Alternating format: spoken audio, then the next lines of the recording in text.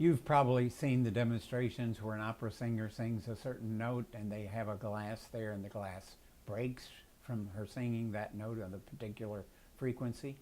Or you've been in the shower in an enclosure of some sort and you find that if you hum a certain tone that it resonates, it's a lot louder than if you hum other tones.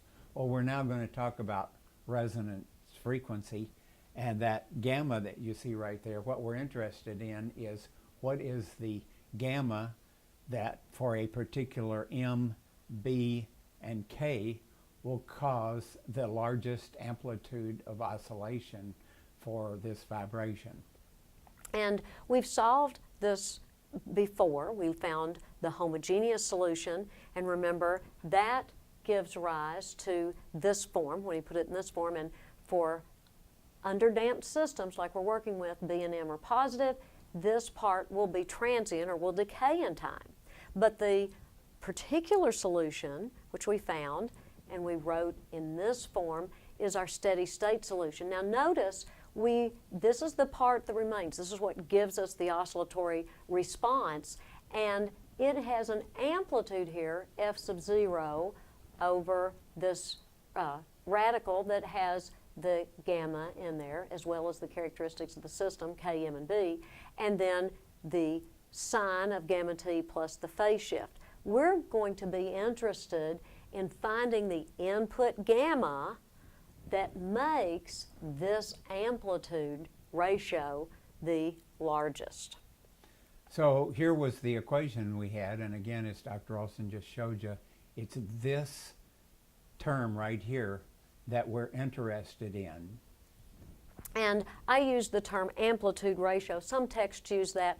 Our textbook uses frequency gain or gain factor. So the amplitude of the steady state was that same F sub 0 that we saw in the input amplitude. So we don't want to worry about the F sub 0. We want the part that is different. Some texts, again, call that an amplitude ratio. Ours calls it the frequency gain or gain factor. So we want to find the value of gamma that makes that M the largest. We use calculus techniques, takes the first derivative, set it equal to 0. The only value that's meaningful for us is this one. We find that gamma is square root of K over M minus B over 2M squared, and those are the minus B squared over 2M squared. Those are all the characteristics of our system. And if we take the second derivative of this M of gamma with respect to gamma, we see that it turns out to be negative, and this means that we have a maximum for this gamma. So we say the system is at resonance if we have that gamma and call that gamma sub r. But what's under the radical here has to be positive, which means that B squared has to be less than 2mk. Now, remember we had critically damped if B squared was equal to 4mk, overdamped B squared greater than 4mk. It's underdamped and we have oscillation if B squared is less than 4mk. So we have to have B squared less than 2mk for resonance. So if B squared is greater than or equal to 2mk but less than 4mk, we can have oscillation, but we can't have resonance. Now I'm going to rejoin Dr. Ralston, and she's going to plug this gamma sub r right here into the M of gamma here and show us what the maximum gain factor is when we get that gamma sub r with the function that excites it with that. And let's substitute gamma sub r back in and find the gain factor value, what that maximum value is. So here we've substituted in gamma sub r squared, gamma sub r squared goes there. So this term, when these two add to 0, this one squared, there's that term, then here's this term rewritten, and then there's our minus b to the 4th over 2m squared. Notice, and as we simplify in the next step, we have a common factor of b squared, but the square root of b squared is absolute value of b, but b is positive. We have positive damping.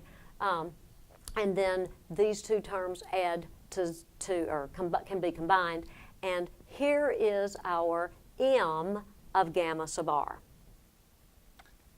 And again, the gamma sub r over 2 pi is called the resonance frequency. And when the external forcing function is at that frequency, then we say it's at resonance, and we have the maximum value of the m of gamma here. And to illustrate this, we're going to look at a graph here, and we're going to look at specifically when we plug in k equal to m equal to 1. This is the equation that we're going to be looking at, the m of gamma, and we're going to plot the graph for this with different values of b here for plot the graph in terms of gamma. So we're going to start with b equal 1, b equal 1/2, and b equal 1/4. And so again, this is m of gamma, the gain or gain factor. And here is b equal to 1, b equal to 1/2, and b equal to 1/4. So you see that as you reduce b, our amplitude is getting higher and higher. And notice that in the limit, as b goes to 0, if we look at the resonance frequency now, gamma sub r over 2 pi, that becomes the natural frequency. And notice, if we let that go all the way to 0, that will shoot off to infinity. Yeah, this square root of k over m is our omega, which is the angular frequency of the system for that k, m, and b. So here is our objective. It says find the resonance frequency for a given damped forced vibration system, and we're going to do that for the 2 previous examples that we looked at. We want to find the frequency that will make the vibration the biggest. What's the gamma? We're now going to look again at this example from the previous objective. Our mass weighs 8 pounds force, so that means the mass is actually 8 over g, 8 over 32, or 1/4 slug. We're told that the damping constant is 1, and the spring constant is 10. In this previous example, we had a forcing frequency of 2. We're now going to consider what happens at resonance when this forcing frequency is not 2, but is gamma sub r. The mass is 1/4 slug, the spring constant 10 pounds per foot, and the damping constant 1 pound/second per foot. So if we plug those into our formula for the gamma sub r, we get what you see right here, and that gives us 4√2 radians per second. So the resonance frequency, which is gamma sub r over 2 pi, we end up here with 2√2 over pi cycles per second. So we're going to compare that with what we got before. Here's the graph that we got in the example for example 1 for the last objective in red there. Notice the increase in amplitude here if we hit the resonance frequency, the blue that we have right here. We're now going to re-examine example 2 from the previous objective. We had a 2 kilogram mass. We were given the damping constant. We could use the fact that we had a 2 kilogram mass and that the spring was stretched 20 centimeters. We could use 2 kilograms, the gravity, and 0.2 meter stretch to compute the spring constant of 98 newtons per meter.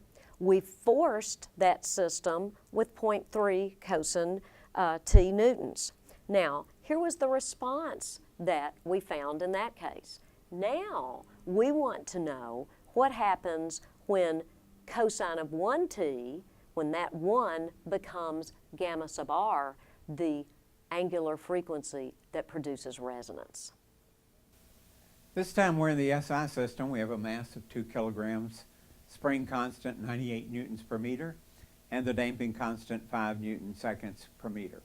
So we substitute those into gamma sub r, our formula here, and we solve this, and what we get is 1/2 square root of 367 over 2, or if you want to rationalize that, we get the form that you see right there. We divide gamma sub r by 2 pi to get the resonance frequency. So we have 1 over 4 pi squared root of 367 over 2 cycles per second. We're going to compare that with what we got in example 2 of the previous objective. That's the portion in red here where we had gamma equal to 1. Here we have gamma sub r square root of 734 over 4, which is almost 7 times the 1 that you see there. You can see the faster frequency on that one. And you can also see at resonance we have a slightly larger amplitude than we had in the example without resonance there.